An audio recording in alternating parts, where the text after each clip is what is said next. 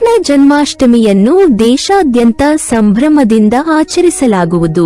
ಶ್ರೀಕೃಷ್ಣನ ಜನ್ಮದಿನದಂದು ದೇವಾಲಯಗಳು ಮತ್ತು ಮನೆಗಳಲ್ಲಿ ಅನೇಕ ರೀತಿಯ ಕಾರ್ಯಕ್ರಮಗಳನ್ನು ಆಯೋಜಿಸಲಾಗುತ್ತದೆ ಮತ್ತು ಭಕ್ತರು ಕೃಷ್ಣನ ಜನ್ಮದಿನವನ್ನು ಆಚರಿಸುತ್ತಾರೆ.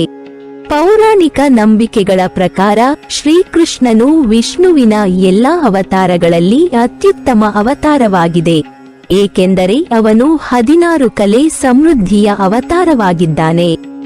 ಉಳಿದ ಅವತಾರಗಳಲ್ಲಿ ವಿಷ್ಣುವು ಕೆಲವು ಕಲೆಗಳೊಂದಿಗೆ ಅವತರಿಸಿದರೆ ಅವನನ್ನು ಸಂಪೂರ್ಣ ಅವತಾರ ಎಂದು ಕರೆಯಲಾಗುವುದಿಲ್ಲ ಎಂದು ನಂಬಲಾಗಿದೆ. ಶ್ರೀ ಸಂಪದ, ಶ್ರೀಕಾಲ ಅಥವಾ ಸಂಪದವನ್ನು ಹೊಂದಿರುವವರು ಶ್ರೀಮಂತರಾಗುತ್ತಾರೆ ಎಂದರ್ಥ. ಶ್ರೀಮಂತನಾಗುವುದು ಎಂದರೆ ಹಣ ಮತ್ತು ಬಂಡವಾಳವನ್ನು ಸೇರಿಸುವುದರಿಂದ ಮಾತ್ರವಲ್ಲ, ಒಬ್ಬನು ಮಾತು ಮತ್ತು ಕಾರ್ಯಗಳಿಂದ ಶ್ರೀಮಂತನಾಗಬೇಕು. ಅಂತಹ ವ್ಯಕ್ತಿ ಯಾರ ಬಳಿಗೆ ಯಾರಾದರೂ ಭರವಸೆಯಿಂದ ಬಂದರೆ ಅವನು ನಿರಾಶೆಯಿಂದ ಹಿಂತಿರುಗಲು ಬಿಡುವುದಿಲ್ಲ. ಶ್ರೀ ಸಂಪದ ಹೊಂದಿರುವ ವ್ಯಕ್ತಿಯು ಲಕ್ಷ್ಮೀ ದೇವಿಯ ಶಾಶ್ವತ ನಿವಾಸವನ್ನು ಹೊಂದಿರುತ್ತಾನೆ. ಭೂಸಂಪದ, ಈ ಕಲೆಯನ್ನು ಹೊಂದಿರುವ ವ್ಯಕ್ತಿಯು ಸಮೃದ್ಧ ಜೀವನವನ್ನು ನಡೆಸುತ್ತಾನೆ. ಇದರರ್ಥ ಈ ಕಲೆಯನ್ನು ಹೊಂದಿರುವ ವ್ಯಕ್ತಿಯು ದೊಡ್ಡ ಪ್ರದೇಶದ ಮಾಲೀಕನಾಗಿರುತ್ತಾನೆ ಅಥವಾ ದೊಡ್ಡ ಪ್ರದೇಶವನ್ನು ಆಳುವ ಸಾಮರ್ಥ್ಯವನ್ನು ಹೊಂದಿರುತ್ತಾನೆ ಎಂದರ್ಥ. ಅಂದರೆ ಆಳುವ ಸಾಮರ್ಥ್ಯವನ್ನು ಹೊಂದಿರುತ್ತಾನೆ. ಈ ಗುಣವುಳ್ಳ ವ್ಯಕ್ತಿಯನ್ನು ಭೂಸಂಪದ ಕಲೆಯನ್ನು ಹೊಂದಿರುವವರು ಎಂದು ಪರಿಗಣಿಸಲಾಗುತ್ತದೆ. ಕೀರ್ತಿ ಸಂಪದ, ಕೀರ್ತಿ ಎಂದರೆ ಜಗತ್ಪ್ರಸಿದ್ಧ, ಅತ್ಯಂತ ಜನಪ್ರಿಯ, ಜನರಲ್ಲಿ ವಿಶ್ವಾಸಾರ್ಹ ಎಂದು ಪರಿಗಣಿಸಲ್ಪಟ್ಟಿರುವ ಮತ್ತು ಸಾರ್ವಜನಿಕ ಕಲ್ಯಾಣ ಕಾರ್ಯಗಳಲ್ಲಿ ಉಪಕ್ರಮವನ್ನು ತೆಗೆದುಕೊಳ್ಳುವಲ್ಲಿ ಯಾವಾಗಲೂ ಮುಂದಿರುವವ, ಅಂತಹ ವ್ಯಕ್ತಿಯನ್ನು ಖ್ಯಾತಿ ಅಥವಾ ಸಂಪತ್ತು ಎಂದು ಪರಿಗಣಿಸಲಾಗುತ್ತದೆ. ವಾಣಿ ಸಂಮೋಹನ, ಕೆಲವರ ಧ್ವನಿಯಲ್ಲಿ ವಿಭಿನ್ನ ರೀತಿಯ ಸಂಮೋಹನ ಇರುತ್ತದೆ. ಬೇಡವೆಂದರೂ ಅವರ ಮಾತಿನ ಶೈಲಿಯನ್ನು ಜನ ಮೆಚ್ಚುತ್ತಾರೆ. ಅಂತಹ ಜನರು ಮಾತಿನಲ್ಲಿ ನಿಪುಣರು. ಅವರು ಸರಸ್ವತಿ ದೇವಿಯ ವಿಶೇಷ ಆಶೀರ್ವಾದದಿಂದ ಆಶೀರ್ವದಿಸಲ್ಪಡುತ್ತಾರೆ. ಎಷ್ಟೇ ಕೋಪಗೊಂಡಿದ್ದರೂ ಅವರ ಮಾತುಗಳನ್ನು ಕೇಳಿ ಶಾಂತರಾಗುತ್ತಾರೆ. ಇವುಗಳನ್ನು ಕೇಳಿದರೆ ಮನದಲ್ಲಿ ಭಕ್ತಿ ಭಾವ ಮೂಡುತ್ತದೆ. ಲೀಲೆ, ಈ ಕಲೆಯನ್ನು ಹೊಂದಿರುವ ವ್ಯಕ್ತಿಯು ತನ್ನ ದೃಷ್ಟಿಯಲ್ಲಿ ವಿಭಿನ್ನ ಸಂತೋಷವನ್ನು ಹೊಂದುತ್ತಾನೆ.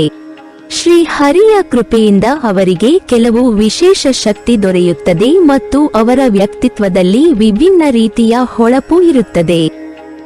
ಅಂತಹ ಜನರು ಜೀವನವನ್ನು ದೇವರು ನೀಡಿದ ಉಡುಗೊರೆಯಾಗಿ ತೆಗೆದುಕೊಳ್ಳುತ್ತಾರೆ ಮತ್ತು ಅದನ್ನು ಸ್ವೀಕರಿಸುತ್ತಾರೆ ಮತ್ತು ಯಾವಾಗಲೂ ಸಂತೋಷವಾಗಿರುತ್ತಾರೆ. ಕಾಂತಿ, ಕಾಂತಿ ಎಂಬುದು ಮುಖದ ಮೇಲೆ ವಿಭಿನ್ನವಾದ ಬೆಳಕನ್ನು ಸೃಷ್ಟಿಸುವ ಕಲೆಯಾಗಿದೆ. ಅಂದರೆ ನೀವು ಅವರ ಸೌಂದರ್ಯದಿಂದ ಪ್ರಭಾವಿತರಾಗಿದ್ದೀರಿ.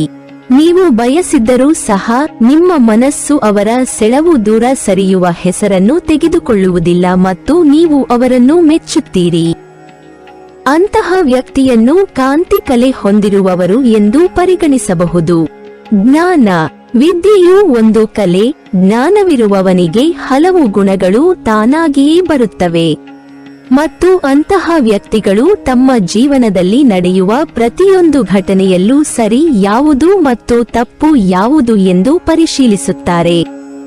ವಿಮಲ, ವಿಮಲ ಎಂದರೆ ಕಪಟವನ್ನು ಹೊಂದಿರದವನು, ಭೇದ ಭಾವವಿಲ್ಲದ ನಿಷ್ಪಕ್ಷಪಾತಿ, ಮನಸ್ಸಿನಲ್ಲಿ ಕೊಳಕು ಇಲ್ಲದ, ಯಾವುದೇ ದೋಷಗಳಿಲ್ಲದ, ನಡತೆಯಲ್ಲಿ ಶುದ್ಧವಾಗಿರುವಂತಹ ವ್ಯಕ್ತಿಗಳು ಹೃದಯ ಶ್ರೀಮಂತಿಕೆಯನ್ನು ಹೊಂದಿರುತ್ತಾರೆ. ಉತ್ಕರ್ಷಣಿ ಶಕ್ತಿ, ಉತ್ಕರ್ಷಿಣಿ ಎಂದರೆ ಸ್ಫೂರ್ತಿ ನೀಡುವ ಸಾಮರ್ಥ್ಯ. ಇದು ಜನರನ್ನು ಅವರ ಕರ್ತವ್ಯಗಳ ಕಡೆಗೆ ಜಾಗೃತಗೊಳಿಸುತ್ತದೆ ಮತ್ತು ಪ್ರೇರೇಪಿಸುತ್ತದೆ. ಇದು ತಮ್ಮ ಗಮ್ಯಸ್ಥಾನವನ್ನು ಸಾಧಿಸಲು ಜನರನ್ನು ಉತ್ತೇಜಿಸುತ್ತದೆ. ಒಂದು ನಿರ್ದಿಷ್ಟ ಗುರಿಯನ್ನು ಭೇದಿಸಲು ಸರಿಯಾದ ಮಾರ್ಗದರ್ಶನವನ್ನು ನೀಡುವ ಮೂಲಕ ಆ ಗುರಿಯನ್ನು ಸಾಧಿಸಲು ಅವನನ್ನು ಪ್ರೇರೇಪಿಸುತ್ತದೆ. ಅಂತಹ ಸಾಮರ್ಥ್ಯವನ್ನು ಹೊಂದಿರುವ ವ್ಯಕ್ತಿಯನ್ನು ಶ್ರೇಷ್ಠತೆಯ ಶಕ್ತಿಯನ್ನು ಹೊಂದಿರುವ ವ್ಯಕ್ತಿ ಎಂದು ಪರಿಗಣಿಸಲಾಗುತ್ತದೆ. ಆತ್ಮಸಾಕ್ಷಿ, ಅಂತಹ ಜ್ಞಾನವನ್ನು ಹೊಂದಿರುವ ವ್ಯಕ್ತಿಯು ತನ್ನ ಜ್ಞಾನದಿಂದ ಕೇವಲ ನಿರ್ಧಾರಗಳನ್ನು ತೆಗೆದುಕೊಳ್ಳುತ್ತಾನೆ. ಅಂತಹ ವ್ಯಕ್ತಿಯು ವಿವೇಕತನದಿಂದ ಇತರರೊಂದಿಗೆ ವರ್ತಿಸುತ್ತಾನೆ. ಆದರೆ ಅವನು ತನ್ನ ಆತ್ಮಸಾಕ್ಷಿಯೊಂದಿಗೆ ಜನರಿಗೆ ಸರಿಯಾದ ಮಾರ್ಗವನ್ನು ಸೂಚಿಸಲು ಸಾಧ್ಯವಾಗುತ್ತದೆ. ದಕ್ಷತೆ. ಅಂತಹ ಗುಣಗಳನ್ನು ಹೊಂದಿರುವ ವ್ಯಕ್ತಿಯು ಉಪದೇಶದಲ್ಲಿ ಮಾತ್ರವಲ್ಲದೆ ತನ್ನಲ್ಲಿಯೂ ಶ್ರದ್ಧೆಯುಳ್ಳವನಾಗಿರುತ್ತಾನೆ. ಅಂತಹ ವ್ಯಕ್ತಿಗಳು ಕರ್ಮದ ತತ್ವವನ್ನು ಅನುಸರಿಸುವ ಮೂಲಕ ಜೀವನದಲ್ಲಿ ಯಶಸ್ಸನ್ನು ಪಡೆದುಕೊಳ್ಳುತ್ತಾರೆ. ಯೋಗ ಶಕ್ತಿ. ಯೋಗ ಕೂಡ ಒಂದು ಕಲೆ. ಸರಳ ಪದಗಳಲ್ಲಿ ಯೋಗದ ಅರ್ಥವು ಸಂಪರ್ಕಿಸುವುದು.